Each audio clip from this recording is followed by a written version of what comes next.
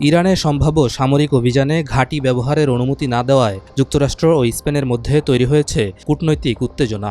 স্পেনের এ সিদ্ধান্তে প্রকাশ্যে অসন্তোষ জানিয়েছেন মার্কিন প্রেসিডেন্ট ডোনাল্ড ট্রাম্প। হুমকি দিয়েছেন বাণিজ্যিক সম্পর্ক ছিন্ন করার।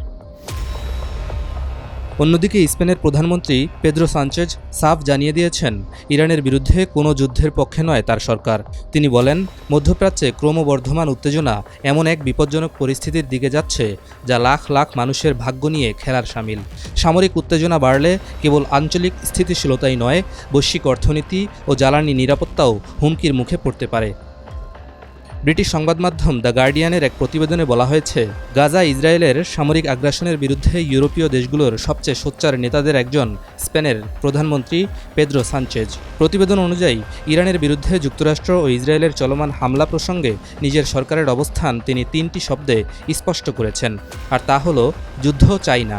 সানচেজ বলেন, স্পেন এমন কোনো পদক্ষেপে জড়িত হবে না যা বিশ্বের জন্য খারাপ কিছু ডেকে আনতে পারে। এ ধরনের সামরিক সম্পৃক্ততা কেবল আন্তর্জাতিক স্থিতিশীলতার জন্য নয়, স্পেনের নিজস্ব মূল্যবোধ ও জাতীয় স্বার্থেরও পরিপন্থী। এর আগে ৩ মার্চ হোয়াইট হাউসে জার্মান চ্যান্সেলর ফ্রেডরিক মের্জের সঙ্গে বৈঠকের সময় স্পেনের কড়া সমালোচনা করেন মার্কিন প্রেসিডেন্ট ডোনাল্ড ট্রাম্প।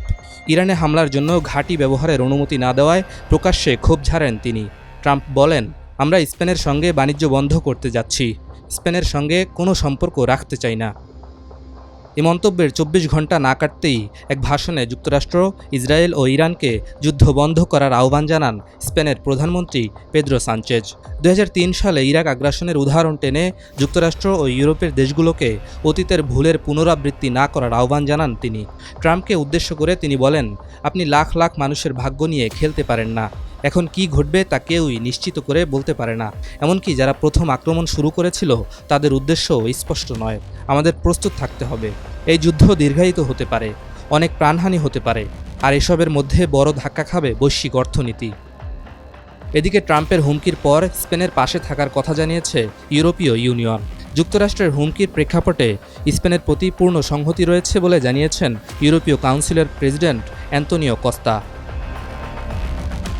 বিশ্লেষকদের মতে, ট্রাম্পের এই অবস্থান কেবল তাৎক্ষণিক ক্ষোভের বহিঃপ্রকাশ নয়, বরং ইউরোপের কিছু দেশের মধ্যপ্রাচ্য নীতি এবং ওয়াশিংটনের অবস্থানের মধ্যে বাড়তে থাকা দূরত্বেরই ইঙ্গিত বহন করে।